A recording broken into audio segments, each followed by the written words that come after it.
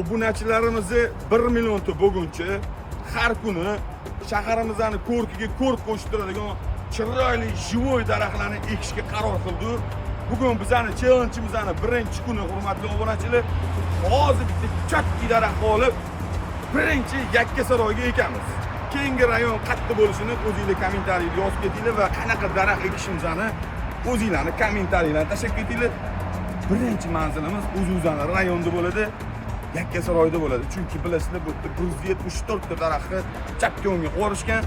Shuni hozir 173 ta qilib qo'yamiz. Ko'p o'simliklar bor, lekin bizda shahrimizning klimatini o'rgangan holatda va kelajakda foydasi tegadigan daraxt ekishga qaror qildik komandamiz bilan. Biz mana shu million daraxtini ekadigan bo'lib, bu daraxtimizni 120 yilgacha yashaydi, hurmatli obunachilar. Ham orqada turgan живой 18 yillik palmani ham ekib qo'yishga aqlim yetadi, hurmatli obunachilar. Prosta-chi odamlarimiz o'zi kelib, 0.5 baklashkada suv quyib ketishga aqlligi yetmayapti. Ko'p daraxtlar ko'cha-ko'ylarda qurib yotibdi agar xabaringiz bo'lsa.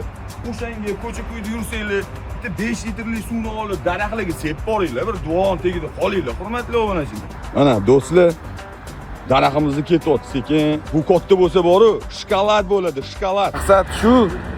Bizdan yaxshi narsalar qo'sin, mana shu daraxtlarimizni 100 yillab o'sadi-da, oka. Mendan keyin shu bolalarimizni, nevaralarimizni shu soyalarda dam olishsa maza bo'ladi, oka. Bu daraxtni Yakkasaroyga ekamiz, jigar.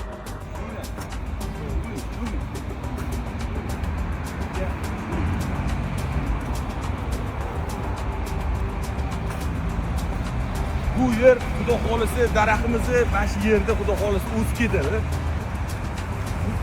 100% olib ketadi xudo xolisi. Allohu rahmonir rahim. Voy, ildizini qara buni, ildizini. Voy.